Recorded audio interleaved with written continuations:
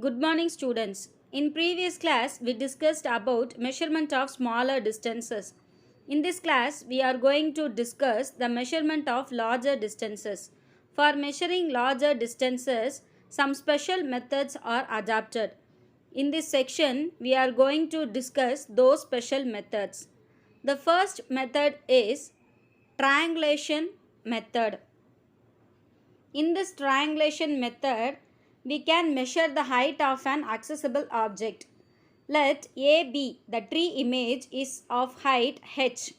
Let C be the point of observation at a distance x from B. Place a rangefinder at C and measure the angle of elevation as ACB is equal to theta. From the right angle triangle ABC, we can find that tan theta is equal to h by x, that height is equal to x tan theta. By knowing the distance, the height of the tree h can be determined. Next method is parallax method. Parallax is the name given to the apparent change in the position of an object with respect to the background when the object is viewed from two different positions. The distance between two positions is called basis. In this figure, we can see L and R, that L and R represent the position of the left and right eyes and the O represent the object that is viewed through the eyes. Line is drawn from O to L and O to R represents the radii of a circle, and the distance LR can be treated as an arc of this circle. So, theta is equal to B by X. By knowing B and theta, x can be calculated, which is approximately the distance of the object from the observer.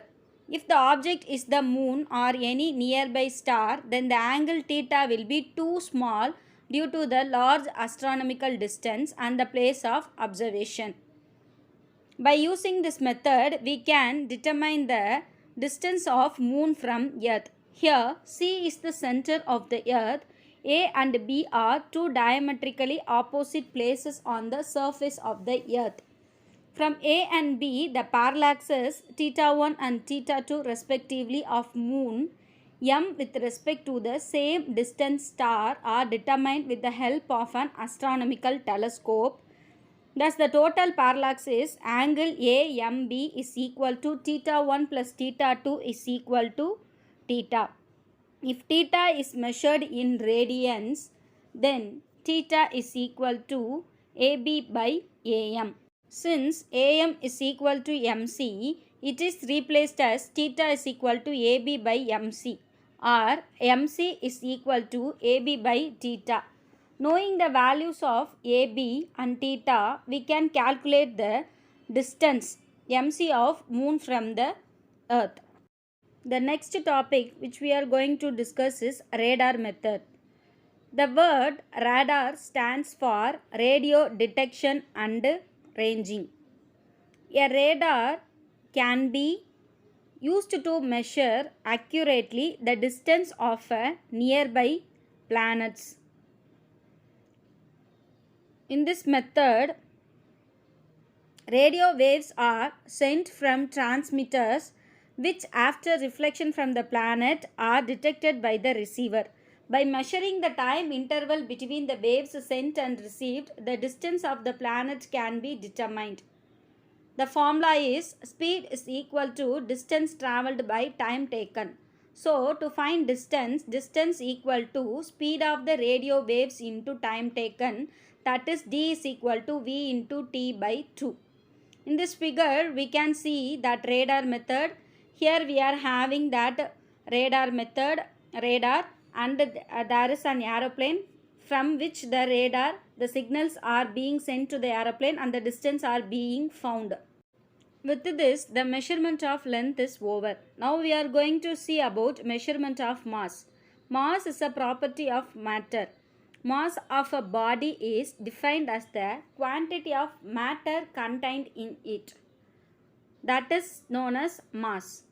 The SI unit of mass is kilogram. Ordinarily, the mass of an object is determined in kilograms using a common balance which is used in a normal grocery shop. The next one is measurement of time intervals. A clock is used to measure the time interval. An atomic standard of time is based on the periodic vibration produced in a cesium atom. Such type of cesium atomic clock is given in the figure. Nowadays we are using solar clock, quartz clock, atomic clock, etc. But in old days they used these kind of clocks for the measurement of time. And we all know that the SI unit of time is second. This is constant SI unit. Okay students, now let's recall what we had learned in this section. In this section, we had learned some measurement methods for measuring larger distances such as triangulation method, parallax method and radar method. And we had also learned some measurement of mass and measurement of time. Okay students, with these topics, we can wind up our class. We will meet in another class with some other new topics. Thank you students.